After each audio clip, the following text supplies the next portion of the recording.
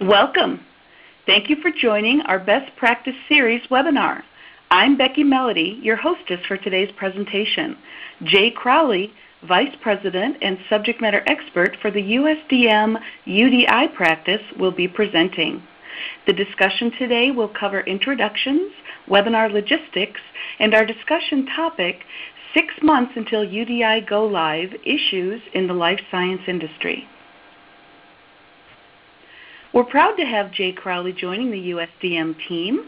He worked for the Food and Drug Administration for 27 years, most recently Senior Advisor for Patient Safety in the FDA's Center for Devices and Radiological Health.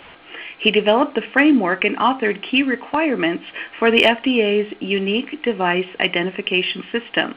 Jay also led the team responsible for the development and implementation of UDI requirements. With USDM Life Sciences, Jay focuses exclusively on providing business process, technology, and compliance solutions for the regulated life science industry.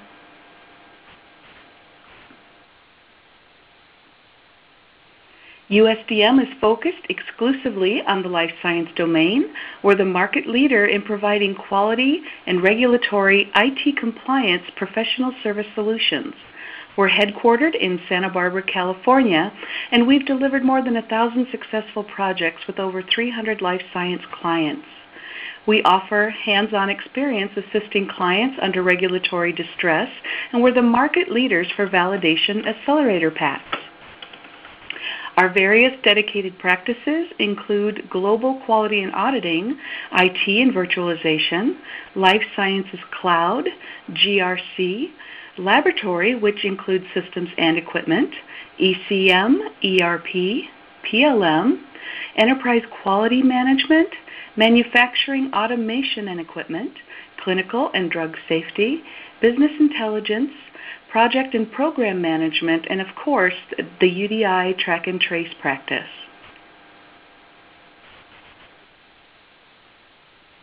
The content today will be covered in approximately 30 minutes, and then we'll invite you to post questions for the team via the iLink message board in the lower left of your screen, and we're happy to address those questions offline or via LinkedIn posting as well, or you can send us a note over at usdm@usdm.com.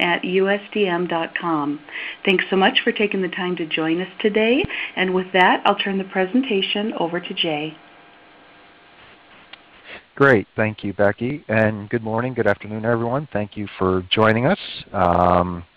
As Becky mentioned, we're going to talk about some of the issues that we're seeing in the UDI space, particularly for those Class 3 or manufacturers of Class 3 products who have about 6 months to implement the solutions they need to bring their Class 3 devices up to compliance.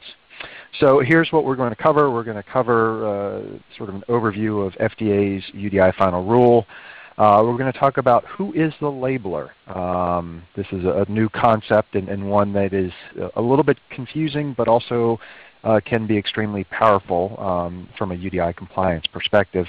We'll talk about the exceptions, the general exceptions that are built into the final rule.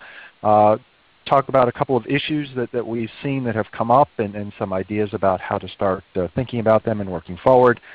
And then we'll talk about actually what is one of the more challenging aspects of UDI, which is around submission of data to the Global Unique Device Identification Database, or GUDID. And then we'll finally talk about how to prepare for UDI and summarize, and as Becky mentioned, we'll move on to Q&A. So with that, I am going to hopefully advance the slides. And hopefully, as you all know or are relatively familiar with, FDA published the UDI final rule on September 24th of 2013, which started the compliance clock. And we'll talk more about the various implementation timeframes, but as I mentioned, for Class 3 devices and devices that are listed under the PHS Act, you have essentially 6 months or until September 24th to bring those devices into compliance from a label and database perspective. So moving on. So there are essentially two things that we see that manufacturers have to do, so two different work streams. And the first is around the label, if you will, so around assigning device identifiers to all the devices, or at least to beginning with your Class 3 products, and then putting that UDI on the label of the device and on higher levels of packaging. So those are what we call label activities in that stream. It also includes standardized date format.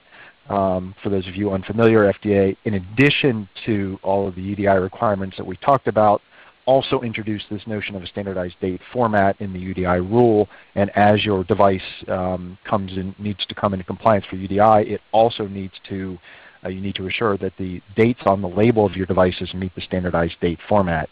So again, work stream number one is really around the label of the product and the changes that need to be made, both to assign identifiers and to make the necessary changes to the label to incorporate UDI. The second work stream, related but obviously different, is around the submission of data to, as I mentioned before, FDA's Global Unique Device Identification Database, or GUDID. So I will talk about the GUDID, and when I say that, hopefully you all will know that I'm talking about FDA's database. And this is a challenge because the information often exists in different systems. It may not actually exist as a discrete data element. It's likely not in the right format. So there's a host of activities that need to take place in order to find the data, find all the appropriate data elements, collect it, normalize it, validate it, and then submit it to the database. And we'll talk more about that a little bit later on. But again, those are essentially the two work streams that we think about when we think about UDI compliance. So when we talk with manufacturers, I think it's important for everyone to understand FDA's intent in the development of the UDI rule. Now, there's a host of business cases and a host of benefits that can accrue through this standardized granular identification. But from FDA's perspective, what they were most interested in is really facilitating a host of FDA's post-market surveillance activities. So as you think about applying UDI to your devices, it's important to think about these activities and whether or not how you are applying, the level that you're applying UDI, the level that you're assigning device identifiers to your products is going to support these various activities. So we think about adverse event reporting and aggregating those adverse event reports, so we need to be able to make sense out of specific problems that occur. Very importantly, you need to think about, if I needed to recall the device, can I do that? Do I have identification appropriately assigned so that I can actually recall that specific device and not other similar devices? And you can see there's other post-market surveillance activities that FDA is undertaking, and FDA is very much looking for UDI to support, for example, the documentation of devices in registries, both disease and device-specific registries.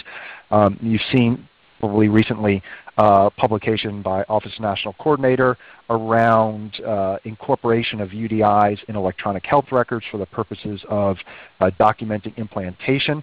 So do you have UDI on your device at the appropriate level to be able to support the documentation of implantation in the patient's electronic health record?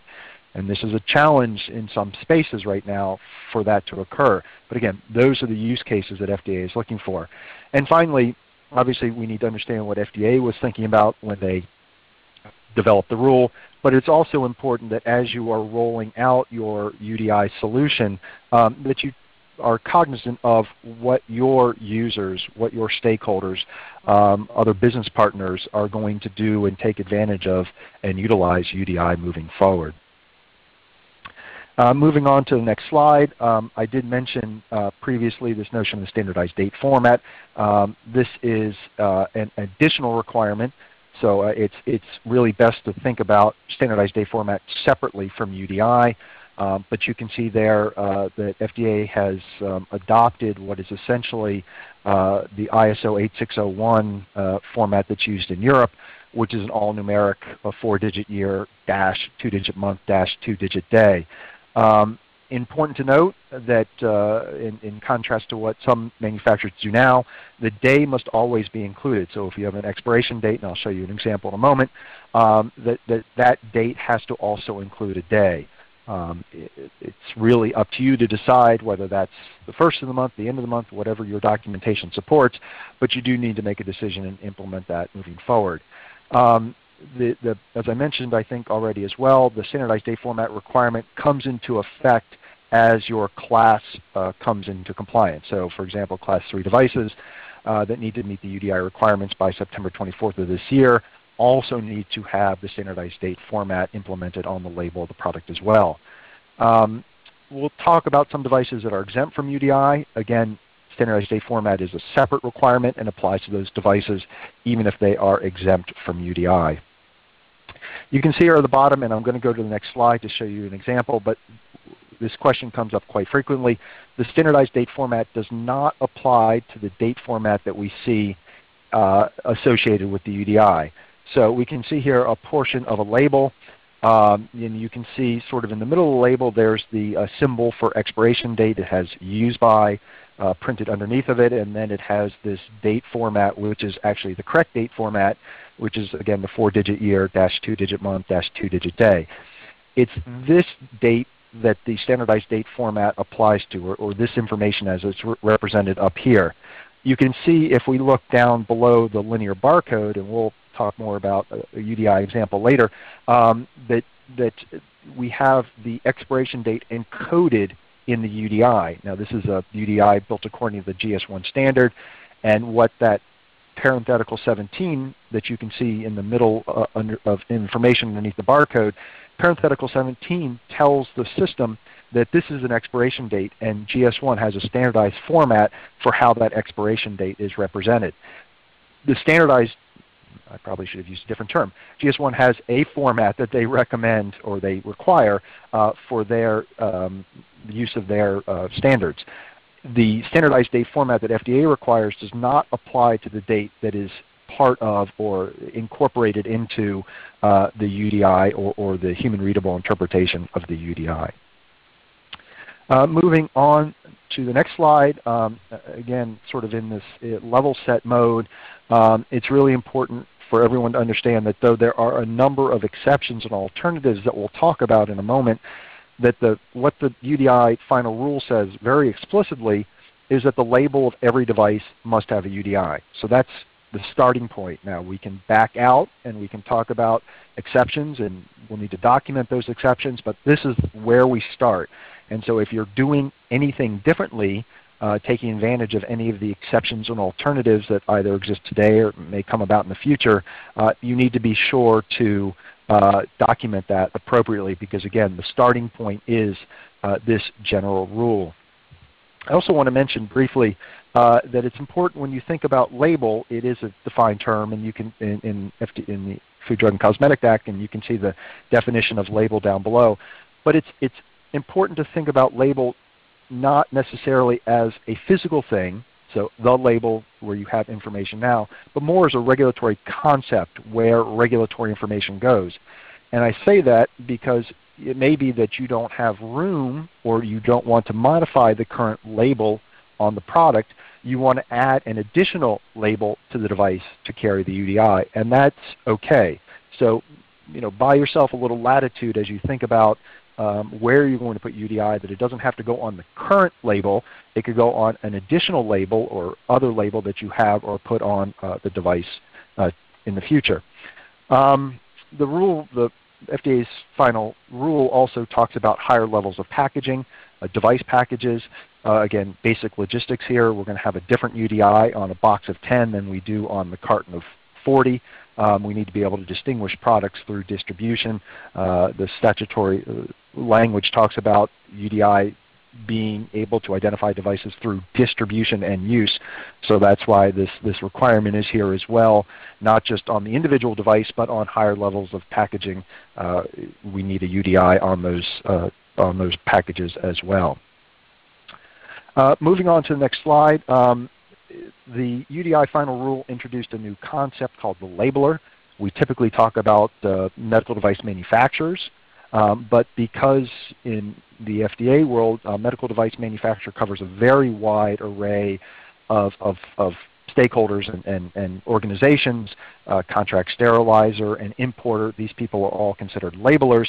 FDA introduced this concept of, are all considered manufacturers, excuse me. So FDA introduced this concept of labeler, and this is the organization that is responsible for UDI. I put this label up because we can see here in the middle label that there's that there's three different organizations represented, three different names and addresses of organizations that have various roles and responsibilities associated with this device. So the question is, and we get this question quite frequently, is who is or who should not be the labeler of the device? And FDA has to date not provided any additional information about who should or should not be the labeler. So what we recommend is that you, working with your business partners, decide and document who should be the labeler of the device. Somebody has to be. Okay, someone's UDI needs to be on the label, and someone needs to take responsibility for assuring that the appropriate data is in the database. But it doesn't matter really who that is. So just need to decide that one of the organizations needs to be the labeler, and it can vary. It can vary across your different business relationships, but again, something you just need to decide and document moving forward. Moving on to the next slide, we're going to talk about the creation and assignment of device identifiers. The first thing an organization needs to do, if you haven't already, is decide which one of the FDA accredited issuing agencies you're going to use. FDA has accredited the three organizations that we have been working with for some time and that many device manufacturers currently work with. And I apologize for the alphabet soup, but you can see that they're listed there, GS1, HIBIC, and ICC-BBA, which is a group that develops ISBT 128, which is used primarily for blood and blood products. You will find, if you haven't already decided which one to use, you will find if you ask one of these organizations that you may already have a relationship with one of them. Sometimes these relationships were created a long time ago in different departments for different reasons. So if you haven't already decided which one you're using, I would encourage you to reach out to each of them first to understand what they do and how they do it and why they do it, and then secondly to make sure that you don't already have an existing relationship with one of them. The decision about which one to use is really a business decision. There's pros and cons to each, and each has advantages that you might find useful. So take a look at them and decide which one you want to use. FDA isn't going to give any more information about the pros and cons of each. It's really up to you to decide. And you can work with more than one, or you can transition from one to the other. There's a lot of flexibility there. So take advantage of it to the extent that it works for you. And again, then after you've decided which organization you're going to use, you have to assign device identifiers to all of your devices, or all the applicable devices, following the guidelines or standards that these issuing agencies provide. So they all have guidelines or standards about how their systems work. You need to follow those in order to appropriately assign device identifiers to all of your products, including the products here, which represent both challenges and opportunities for device identification. If you assign a device identifier to the kit, then the components of the kit are exempt. So using the kit exception that we'll talk about in a moment provides a lot of power. The same is true for configurable or complex systems. You have some options there to allow you to utilize, to assign device identifiers appropriately to them. And of course, there are certain combination products, a drug-eluting stent for example, that are regulated as devices and need to have device identifiers as well. Moving on to the next slide, talk about when a new device identifier is required. And again, this is part of the policies and procedures that you need to put in place.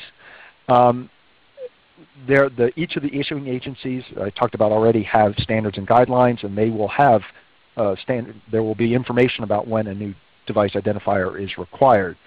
And FDA expects you to follow the rules or guidelines of whichever organization you're working with. But in addition to that, FDA in the final rule has said that there is essentially 3 times when you need to assign a new device identifier to a product. The first is if you make a change to a device and you consider that change to be a new version or model, then you need to assign a device identifier to it. So if you make a slight change to the product for whatever particular reason and you don't consider it different than the previous version or model, then you do not need to assign a new device identifier to it. You can, but you don't need to. But if you move from Model A to Model B, then of course FDA expects that you're going to assign a new device identifier to the product because it is a new version or model. I would also encourage you not to get too caught up in the term version or model. It is defined loosely in the UDI final rule, and we have found that different organizations, different manufacturers use those terms version or model to mean something. And I wouldn't assume that FDA had the same meaning that you do around those terms. So again, think of it a little bit more holistically or systemically. Again, if the user thinks this thing is different or it looks different or you're telling them that it's different, then it is likely a new version or model needs its own device identifier. And the same is true of device packages. Now, FDA isn't concerned with whether you call it a box or carton or you change from one kind of container to another. What they're really interested in here is, and you can see this in the database record element, which is around higher levels of packaging, that what they're interested in really is the number of products. So if you go from a package of 5 to a package of 10, then that package of 10 needs a different or new device identifier. You can't reuse the identifier for 5 for 10 because they're 2 different things. The third situation, which isn't listed here, is if you relabel a product. So if you are in the business of relabeling products, then you need to assign and putting your own name on a product. Then you need to put your UDI, your device identifier on the product, and take responsibility for it and manage information about the previous DI. So that's the third situation. I also want to make clear that there is no relationship between assignment of device identifiers or when they change and pre-market submission requirements. So you may submit a new 510K or PMA supplement for reasons that have nothing to do with device identification. You want to extend the indications or something like that. Conversely, you may make a change to a device and assign a new device identifier to it that have nothing to do with FDA pre-market submission.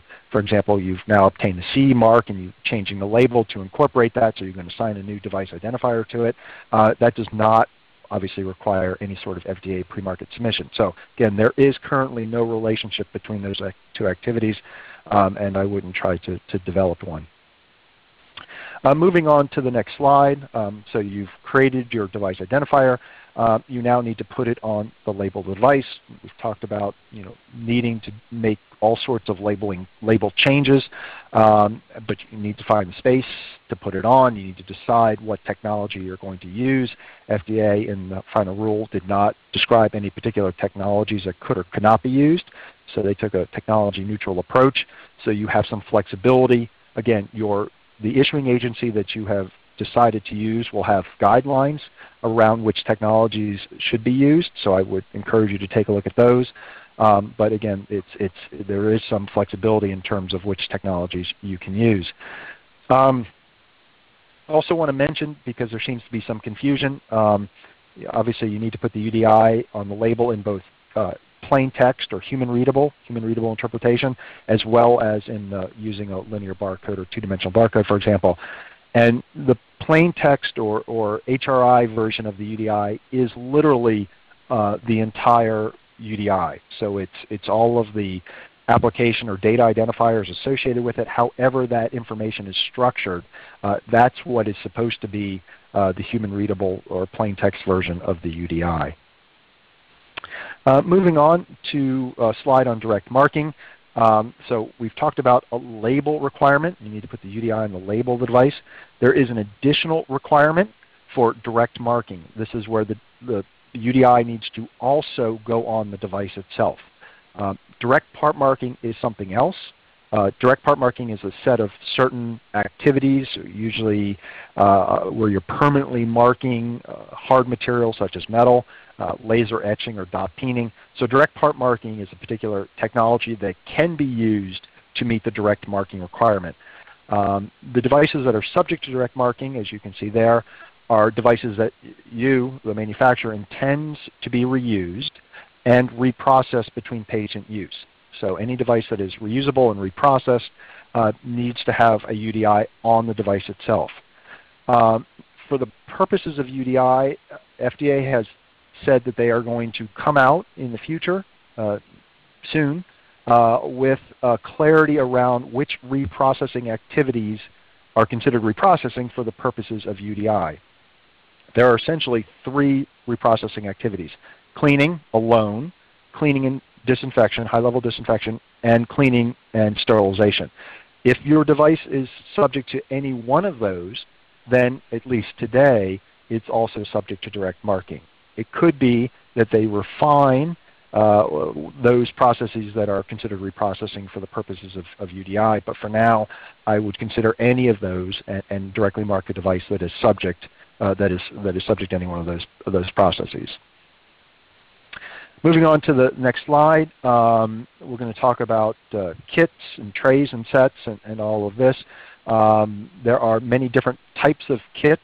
As I mentioned before, there is an exception for kits, so that if you put the UDI on the kit, and it's really up to you to decide what is a kit or what is not a kit, then you do not have to mark the individual devices within the kit.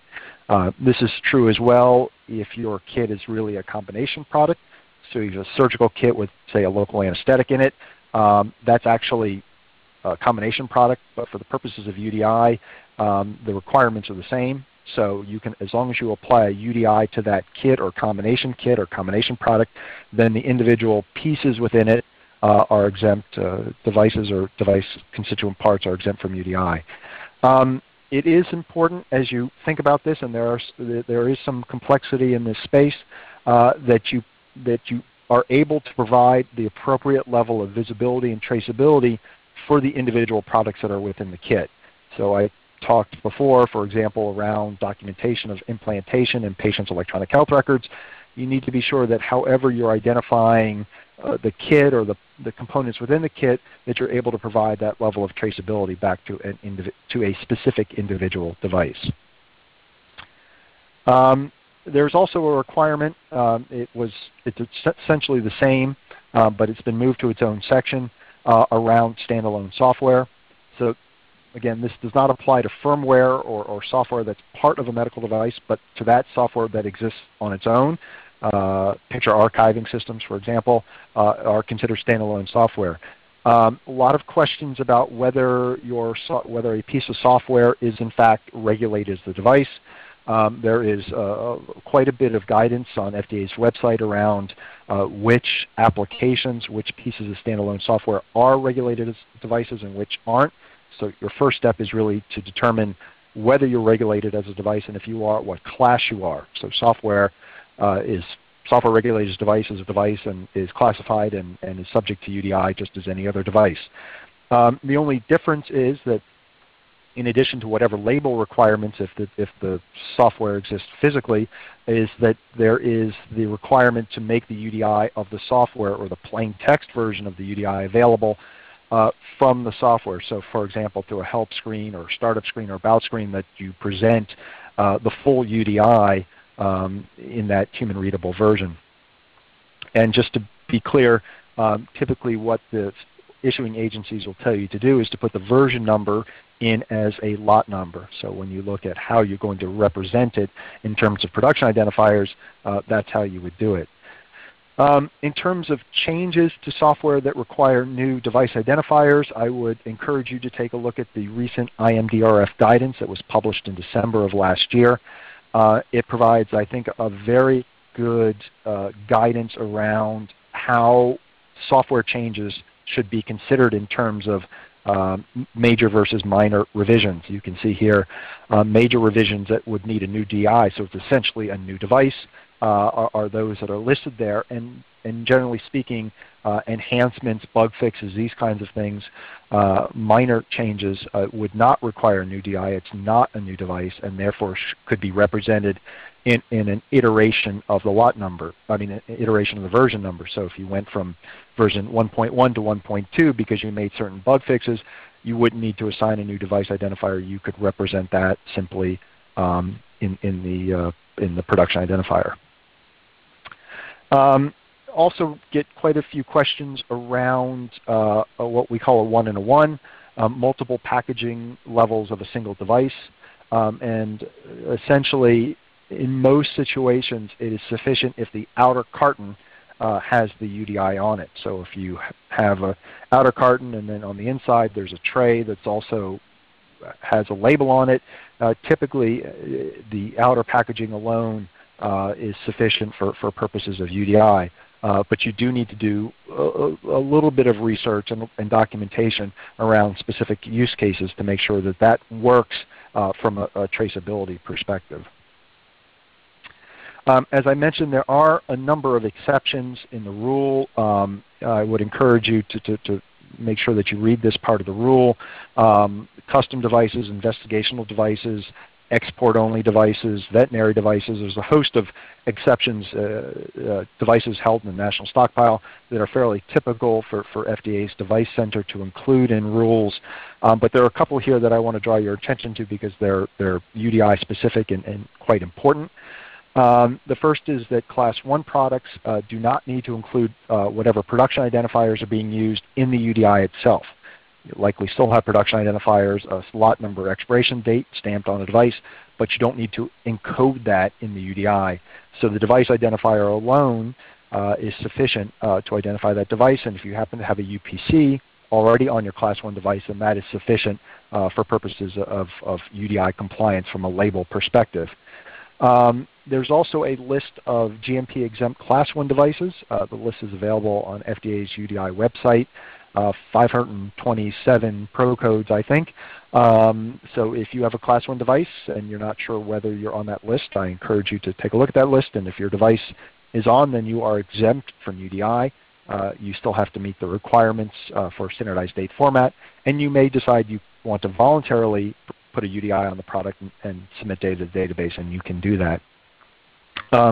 Importantly, there is what is called an existing inventory exception. So for any device that is manufactured, packaged, and labeled prior to the compliance date, so a Class 3 device that you manufacture, package, and label prior to September 24th of this year, you can continue to use, you can put into commercial distribution without meeting the UDI requirements for an additional 3 years. So you have 3 years to run through whatever inventory you have.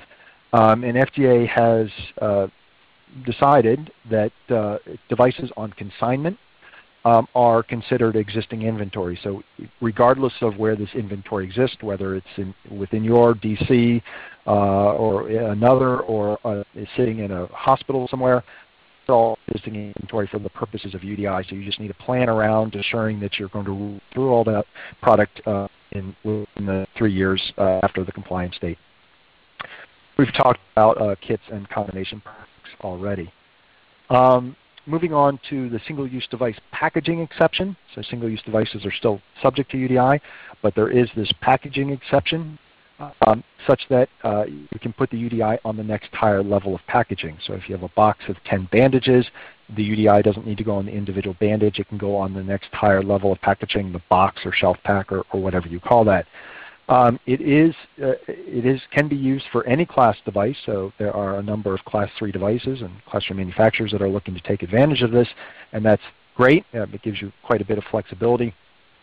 But do note that FDA did refine the exception in the final rule, and you can see, particularly when we look at those last 2 bullets, that the single-use device is intended to be stored in that package until used, and they're not intended for individual distribution.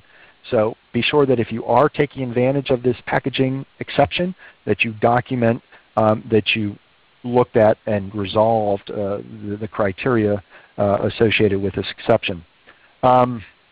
We do also get this question because there can be a little bit of confusion about whether FDA considers a particular device to be an implant, and that issue can be resolved a couple of different ways, but you cannot use the packaging exception for implants. Moving on to the next slide, talk about the shipping container exception. So we've talked about UDIs on higher levels of packaging. And this continues as you put an individual device in a box and 4 boxes in a carton and what have you. This continues until you get to what FDA calls a shipping container. And at that point, you do not need to put a UDI on the shipping container. Now, I've highlighted here, I think, the words that are pivotal for understanding this exception.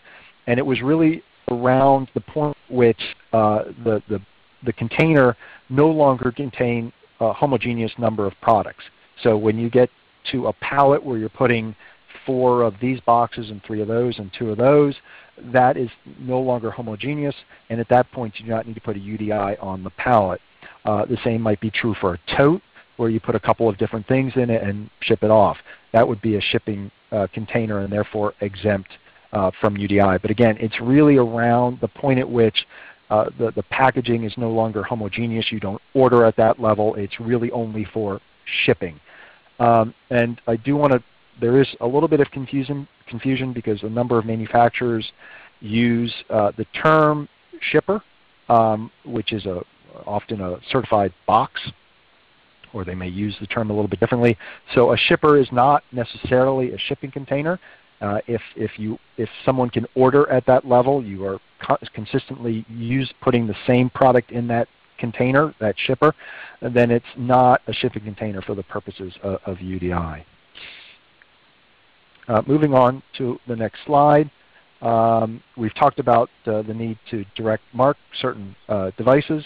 There are direct marking exceptions. So there are 4 criteria here that if you do not believe you can directly mark your product for one of these reasons, you do not need to submit an exception request to FDA. You document this, as you can see here, in the device's design history file. So it's really a decision that you have to make, and assuming you cannot mark the product for one of these reasons, then you document it and move on. Conversely, FDA has provided a specific exception or alternative process. So a manufacturer could ask not to apply UDI to a device or to apply UDI differently. Having said that, you can see here I've highlighted in red some wording, and I'm drawing your attention to it because the bar, I believe, is quite high. So if you're going to ask for an exception, the only thing FDA has said is that the only reason you can obtain an exception is if it's not technologically feasible. You cannot mark the label of the device. Not that it's difficult, not that it's expensive, but that you can't do it. It's not technologically feasible. And that is, I think, a very high bar. Conversely, you can see there that there is an opportunity to provide an alternative to putting a UDI on the label of the device. And you can see that there's 2 paths you can take, and both still are fairly high bars. One is that whatever you're suggesting to do in lieu of putting a UDI on the label would provide for a more accurate, precise, or rapid identification of the device, or that it would somehow better ensure the safety or effectiveness of the device. Again, 2 very high bars, so I'm not particularly confident that there will be many exceptions or alternatives granted. Moving on to the next slide. So we've talked about now assigning device. So we finished up with sort of work stream number 1. We've assigned device identifiers. We've done what we need to do from a label perspective. We've done what we need to do from a direct marking perspective. And now we need to talk really about submitting data to FDA's GUDID. There's a couple of different ways that you can submit data. There's a very good web-based user interface where you would log on, manage your organization, create records, edit records, publish records. It's a very useful tool. However, if you have more than probably a couple hundred records, it's going to be quite difficult for you to manage, submit the data and manage the data through the web-based interface. It's very good, again, if you've got handfuls of records, maybe even a couple hundred records to initially load.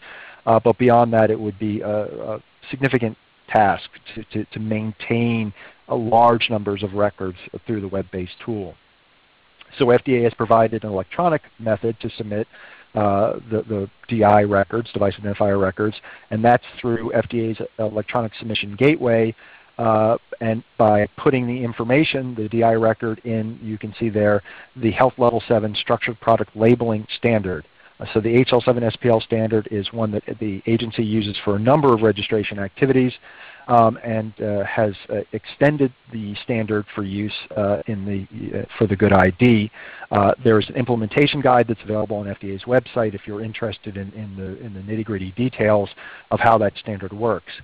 Conversely, there are a number of third parties, a number of solutions and other organizations that exist, a number of partners that USDM has that have tools and systems that can help you to not only organize the data, but also submit the data through the ESG in an SPL compliant message. So if you're not interested in building the tool yourself, there are a number of tools available, and we're more than happy to help you with that process as well. This is a list. I apologize for the small print, but there are a number of them. Depending on how you count it, there's 50 some odd attributes that are part of the GUDID submission. I'm not sure if I mentioned, but with the publication of the final rule in September of last year, FDA also published a draft guidance document on the database. In Appendix B, there's a great Appendix B that goes into a lot of detail about each of the attributes, their definitions, list of values, and other things. So I encourage you to start with that document, that appendix, as you're looking to organize and understand what data needs to be submitted to the GUDID. There are a number of activities. This is what we find actually is one of the more difficult challenges for manufacturers, is actually finding all of the data. As I mentioned before, a lot of it may not exist in any specific system. It may just be on the labeled device. It may not exist as a discrete data element, and it most likely doesn't exist in the format that's needed for the GUDID. So you need to go find all the data, figure out who owns it, come up with processes to create, manage, and organize the data, and then decide how you're going to submit the data to the GUDID. Again, as I mentioned, there's a couple of different, you can do it either through the web interface, or you can use a solution or tool that is out there. So there's a number of different ways in which you can make that happen. It's important also to note that there are controlled vocabularies that are part of the GUDID, and there are a number of business rules that help drive certain activities and what elements are required and which aren't. It's not always obvious. You kind of have to tease it, pull it together a little bit, but there are a significant number of business rules that are built into the database. I would encourage you, if you don't already, you can, and you have a Class 3 product, you can get an account, and you can see how the database works, how the rules play out, and some of this, or we're happy to help you with that as well. Moving on, as I mentioned, there's a number of different ways, and I'd like to thank my friends at Reed Technologies who have a number of solutions as well for this slide. But you can see that there's a number of different ways, a number of different tools and resources available to help you submit the data. Encourage you, if you don't know what you want to do yet or how you're going to do that, that you take a look at all of them, and some are built independently, some are built on top of PLM or ERP systems. So there's a number of different ways, depending on how you want to manage your data, a number of tools or solutions that can help you to do that. And we're happy to help you make that decision as well. So finally we get to the fun part, which is compliance. Again, everything is based on that September 24th of 2013 publication of the final rule. And you can see here the way that this plays out. Class 3 devices by September 24th of this year. The second bullet was the group of devices that was required by the FDA Safety and Innovations Act. So if you have a Class 2 device that is either an implant or life-supporting, life-sustaining, there's a list by product code of the devices that FDA believes falls in that category. So if you have primarily a Class 2 device and you're not sure whether you're at year 2015 or 2016, take a look at that list. If you're on the list, then you're 2015. If you're not, then you're 2016. And you can see how it plays out from there. You can see in addition that there is an additional 2 years to meet the direct marking requirements that we talked about before. So Class 3 device that has to meet the label and database and standardized date format requirements by 2014 has until 2016 to actually put the mark, the direct mark on the UDI, on the device itself. There are a number of conforming amendments. These are changes that have been made to other regulations to take advantage of UDI. Important that you understand that as UDI comes into play, FDA expects that you're going to use it in all of these other various regulatory systems. So something to keep in mind as you understand how UDI is going to work within your organization.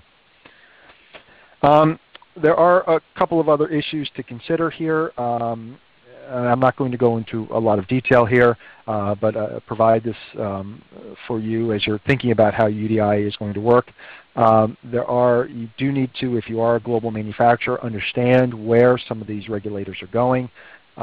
If you private label for someone or products are private labeled for you, much like we talked about labeler before, you need to decide who's going to do this and what that's going to look like. And there's some flexibility here and some power in the way things are organized that you can probably use it to your advantage.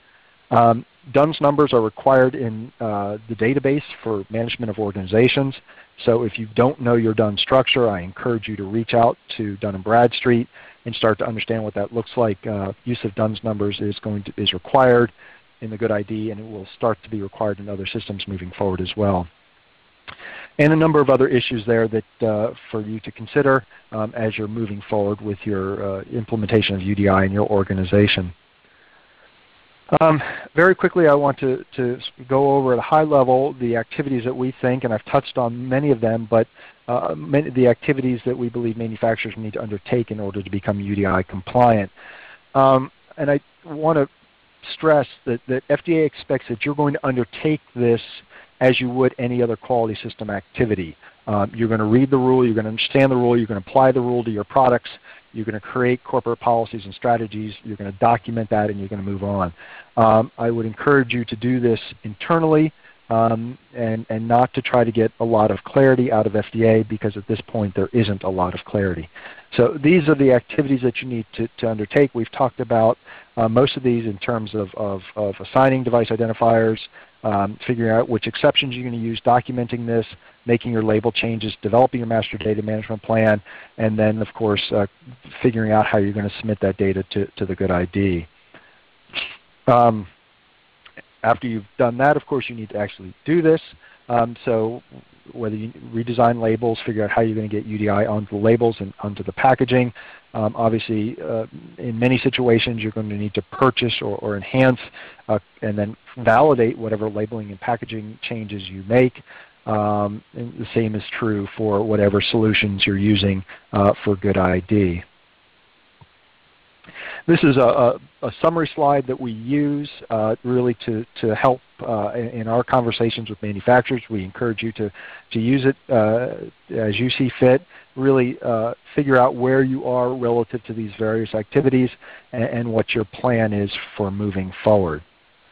And with that, I would like to turn it back to Becky and take any questions that you have. And I thank you all for your time.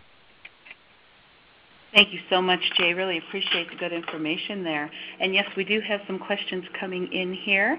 But before we go there, we'll give you a few minutes to type some more in. We do want to let you know how much we appreciate you taking the time to join us today, and let you know also that if you have colleagues that would benefit from the information, the webinar has been recorded and will be available on our website. Just go to usdm.com. And you can find the link there. It'll be there probably in a couple hours here on the webinar tab page. Many of you are very familiar with USDM. I can see some familiar names and clients there. And some of you, though, may not be as familiar. So I'd like to share a little bit about our different delivery options. First of all, we have a projects team that supports start-to-finish compliance. And each one of the practice areas for the project teams is led by a subject matter expert, practice directors, or SME project managers, and each practice does utilize the USDM team members with various skill sets. So based on the client preference, we can be flexible with our availability to work on site or remotely as is best convenient for you. If you need extra hands to meet project deadlines, USDM has staff augmentation capability, and that supports internally managed projects with solid team members offering skills and experience specifically needed for your project.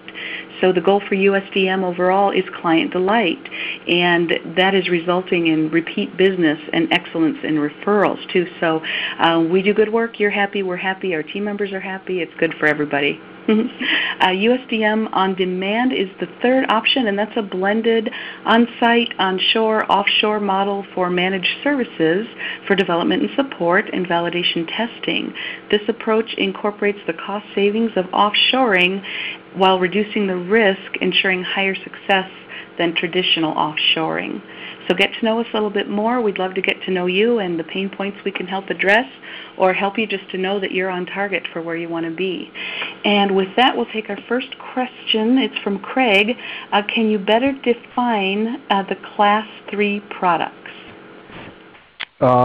Sure. So FDA has 3 pre-market risk classes of devices, and all devices have been classified. Nearly all devices have been classified and fall into one of those 3 pre-market risk classes. Class 3 products is actually the smallest group of products, and it's also the highest risk product. So if we think about some very high risk implants, then that's the group of devices, stents for example, and certain cardiovascular devices, certainly orthopedic devices. These are all Class 3 devices. There is a tool on FDA's website, and you can search for it fairly simply, what they call the Product Classification Database, and you can go in there and you can put in Class 3 and you can find all of the Class 3 devices, all the products that FDA considers to be Class 3 devices. It's typically those devices, in almost all situations, those devices that have pre-market applications or PMAs. We have Class 2 devices, which are medium risk devices that go to market via the 510K mechanism. And then finally, we have the low risk devices called Class 1 devices. Thank you, Jay. Okay, our next question is from Stephanie. It's going back to the beginning of your presentation. She says, we private label a device for someone else. Who should be the labeler for the purposes of UDI? Right. So it really depends on a couple of things. And again, going back to what I mentioned before, FDA has provided quite a bit of flexibility. So it's really a business decision that you and the folks that you're private labeling for need to make. I would argue that the general notion is that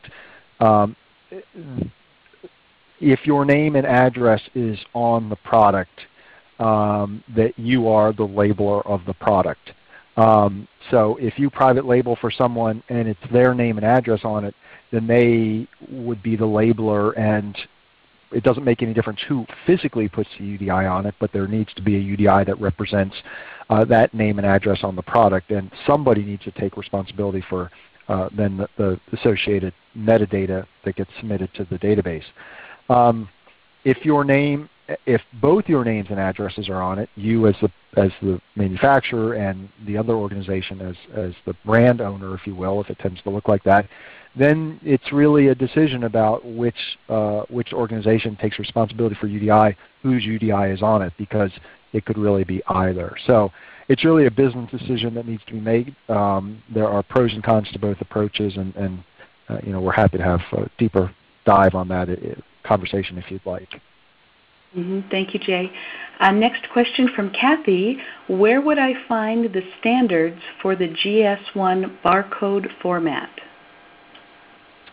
If you go to the GS1 US Healthcare website, you just Google that, it'll bring you there. They have an implementation, a guideline for assignments of what they call global trade item numbers, which is a G10 in the GS1 space.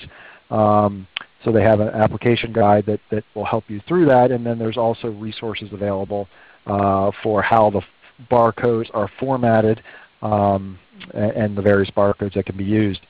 They also have an entire UDI help desk, so if you need help in connecting with them, I'm happy to do that as well. Thank you, Jay.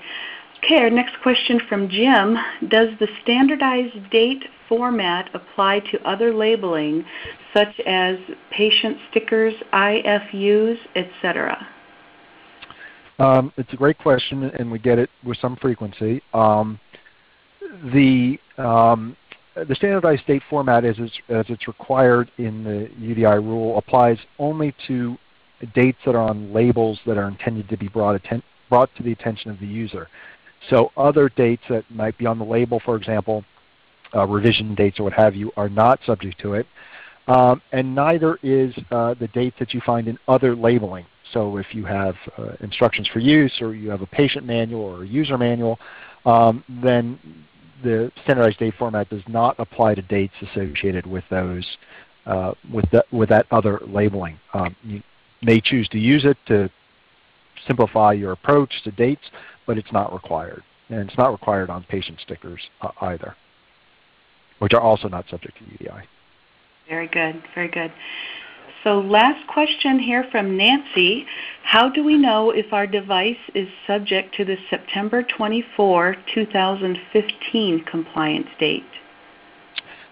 Yes, good question. And I touched on this, but let me reiterate that there is on FDA's website, UDI website, so www.fda.gov/UDI will take you there. And there you'll find links to the rule and to the guidance and the implementation guide and the accredited issuing agencies, as well as two lists. One is the GMP exempt Class 1 devices, and the other list is those devices, 427, I think, device types by product code that FDA considers to be either a Class 1 or Class 2 implant or life-sustaining, life-supporting device. So those are the devices that FDA believes are subject to the 2015 implementation timeframe, what we call the FDASIA timeframe, because it was mandated in FDASIA. And so again, if your device is on that list or you're not sure, check. If your device is on that list, then you're subject to the 2015. If it's not, then you're not. And I've had a number of discussions with manufacturers who believe their products should be but aren't. I mean, you're welcome to argue with FDA about it, but I would not. And I would, if you want to, in advance of 2016, be UDI compliant, that's fine. But again, the only devices that are required are those that are actually on that list. Thank you, Jay. So we want to thank everybody for attending today and ask you to stay tuned in. We will have a white paper available in the very near future. Again, also available on the website, or shoot me a note, let me know you'd like to see that, and I'll make sure that you get a copy of that. I would encourage you all to visit the USDM website and find more information there around upcoming webinar events, as well as the recorded sessions of our previously presented topics. We have a wonderful library of educational sessions, again, across the 13 different practices that USDM is proud to support. And go there and see, maybe there's something you don't know yet, right? Or maybe you can offer us your next topic of what you'd like us to share. We're very open to feedback. We are very much in the process of continual improvement. And let us know if there's something that we can do to help support you on the road to compliance. Thank you, Jay, for presenting, and thanks again, everybody, for taking the time to join us and let us share information with you. We certainly appreciate the opportunity to team with you in working towards excellence in compliance. Thanks again. Have a wonderful day.